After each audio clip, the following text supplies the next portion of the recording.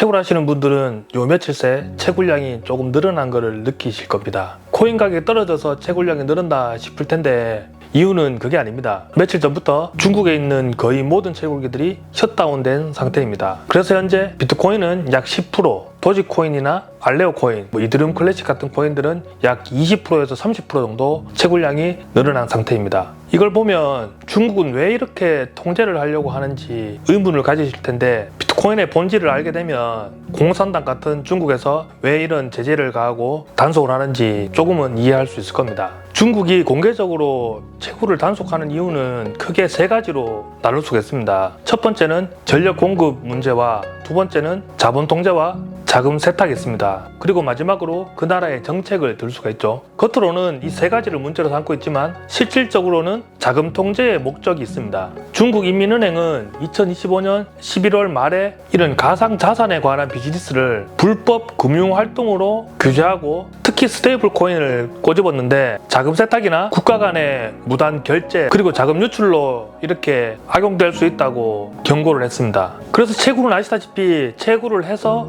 코인이 나오면 그 코인을 판매를 하고 중국은 위안화로 바로 바꾸지 않습니다. 스테이블 코인으로 바꾸거나 혹은 비트코인으로 들고 있거나 그런 형태를 가지고 있습니다. 그래서 그 코인을 해외로 송금을 하거나 해외로 빼돌리는 게 국가에서 통제가 어렵다고 판단을 해서 이런 대대적인 단속을 하는 것 같습니다. 중국은 2021년도에 국가적으로 채굴을 중지를 시켰습니다. 그렇지만 모든 채굴기들은 중국산이고, 그리고 중국 내에서도 아름아름 채굴을 계속하고 있었습니다. 그리고 코인 거래도 다 하고 있었고, 태도로 물건을 사거나 태도로 돈 대신 거래하는 것도 계속 하고 있었습니다. 저 역시 중국에 물건을 사거나 할 때 테더로 결제를 하는 경우가 많거든요. 그러니 공식적으로는 코인이나 채굴을 중단을 시켰지만 이렇게 100% 다 막을 수가 없는 겁니다. 한때는 글로벌 해시량이 중국이 과반수 이상이 높았습니다. 그렇지만 중국에서 계속 제재가 들어오니까 대형 중국 채굴 업체들은 미국이나 그 외의 안전한 나라들로 이사를 갔습니다. 그리고 이사를 안 가고 남아있는 중국 채굴자들이 글로벌 해시파워로 따지면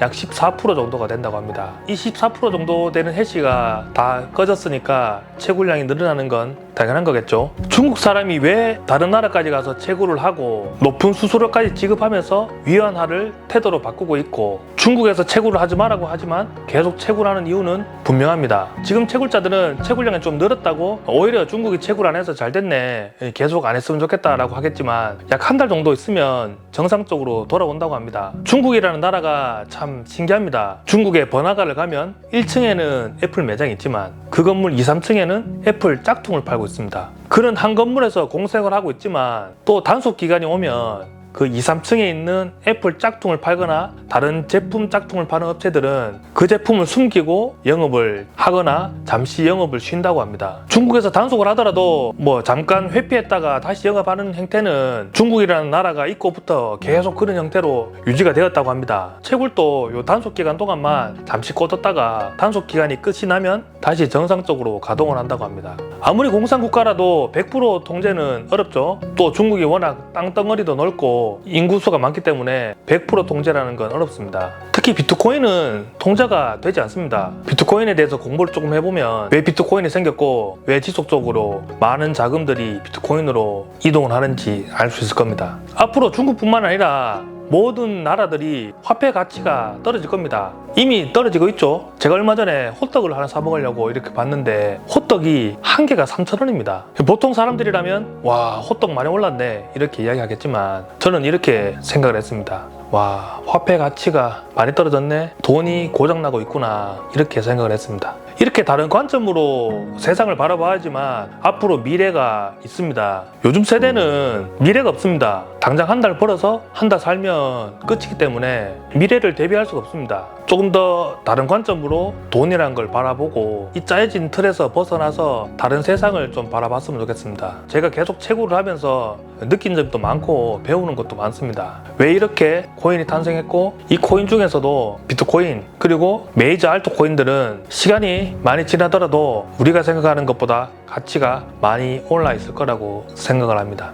채굴 하시는 분들이 요즘에 조금 힘들 거라고 생각을 합니다. 수익 구간에서 벗어난 상태이기 때문에 좀 유지하기가 힘든 채굴장들도 있을 거고 글로벌 채굴장들도 조금 쉽지는 않을 거라고 생각을 합니다. 그래도 이 하락장이 예전만큼 길게 오지 않기 때문에 금방 수익을 복구할 거고, 또 오히려 이런 하락장에서 채굴기를 많이 사고 있습니다. 채굴기 가격이 많이 떨어졌기 때문에 채굴기 재고라든지 채굴기 생산량을 보면 재고가 분명히 쌓여 있어야 되는데 그 재고가 나오자마자 그 많은 물량들이 다 팔리고 있습니다. 그러니까 꼭 채굴을 하시라는 게 아니라 비트코인이라도 한번 사서 들고 있고, 오래 들고 있으려고 하면 개인 지갑으로 옮겨놓고, 그리고 이 돈이 왜 고장났고 이런 화폐 가치가 왜 떨어지고 있는지 이런 거를 좀 우리 같은 개인들도 공부를 하고 이해를 해야 됩니다. 지금 조금 채굴량이 늘어났다고 당장 기분은 좋겠지만 좀 장기적으로 보고 채굴이나 이런 다른 투자에 로드맵을 짰으면 좋겠습니다. 그리고 요즘에는 조금만 검색하더라도 고급 정보들이 많습니다. 물론 전문가라고 막 이 채널 저 채널 뭐 TV에까지 나와서 떠든다고 전문가는 아니지만 그 속에서도 제대로 된 정보를 전달해 주시는 유튜버나 블로거들이 많이 있습니다. 예전에는 해외 사이트를 많이 봐야지만 그런 고급 정보들을 얻을 수 있었지만 요즘에는 한국말로도 고급 정보들을 많이 접할 수가 있습니다. 단기 차트를 보거나 뭐 장기 차트를 보거나, 혹은 자기가 코인을 만들어서 팔아먹다가 뭐 안 돼서 막 설명하고 자기가 조금 남들보다 많은 지식을 습득했다고 잘난 척하는 사람보다는 제대로 된 정보를 전달해주고 제대로 된 마인드를 가진 사람들의 정보들을 많이 보고 공부했으면 좋겠습니다. 그렇다고 머리 싸매고 공부하라는 이야기는 아닙니다. 마인드가 중요합니다. 마인드셋만 잘하면 대폭락장에서도 충분히 참고 달콤한 상승장을 맛볼 수 있을 겁니다. 그럼 다음 영상에서 뵙겠습니다.